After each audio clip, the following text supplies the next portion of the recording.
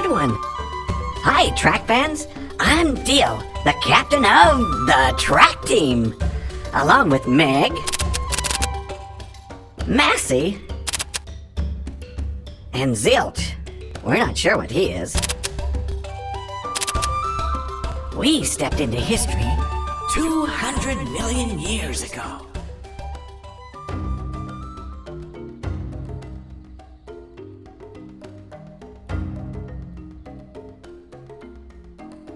In early 2000, Dr. Sheldon Johnson was carefully excavating this property for development.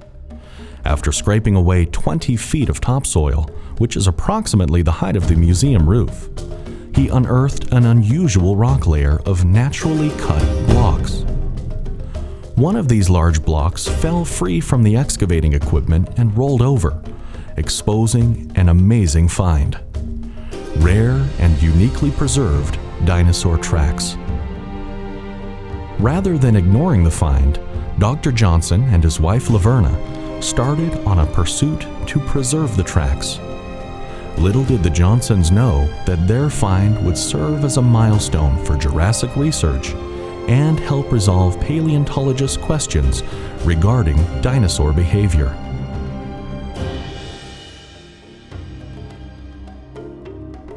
Paleontologists from around the world and hundreds of local volunteers flocked to the site, embarking on a full-scale excavation. Many of their remarkable findings are now housed in this museum, allowing visitors from all over the world to tour the remnants of an early Jurassic Lake ecosystem. Some unique features of this site include the world's largest single trackway, the largest collection of dinosaur swim tracks, the unheard-of combination of both dinosaur bones and tracks in one location, rare squatting tracks and tail drags, mudcast preserved tracks, detailed skin impressions, and countless remains of fossilized fish and plants. A large number of extraordinary cast tracks reside at this site. Although you will see common impression tracks, most of our dinosaur tracks were preserved through a mudcast. During the time that Jurassic creatures were roaming this area, streams and lakes covered portions of southern Utah and northwestern Arizona. This site was part of a vast lake, referred to as Lake Dixie. When the animals approached the shore to eat and drink, their footprints were imprinted in the mud. Eventually, a thick layer of sand buried the tracks. The tracks served as a mold for the sand where it hardened, forming the sandstone layer, which you see today. These rare rock blocks are literally natural casts of dinosaur feet. Over 2,000 tracks made by dinosaurs and other animals exist at this site alone.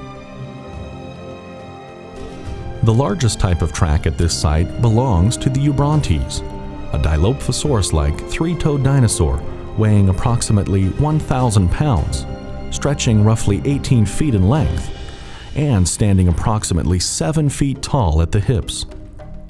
Two prominent parallel crests on the top of this dinosaur's head made this meat-eating creature distinct. Another identified print is the Growlator, which belongs to a much smaller dinosaur called a Megapnosaurus. This creature stood approximately 4 feet tall at the hips, measured roughly 8 feet long, weighed close to 70 pounds, and was equipped with strong, agile legs used for leaping.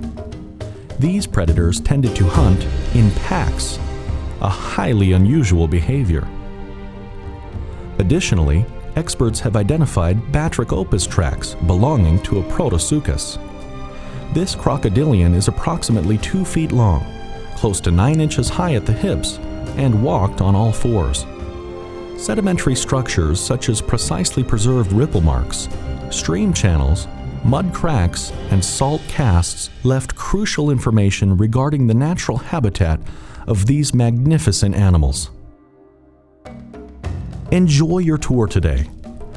Delve into the early Jurassic world as you see first-hand evidence of these magnificent creatures and clues surrounding their intriguing habitat.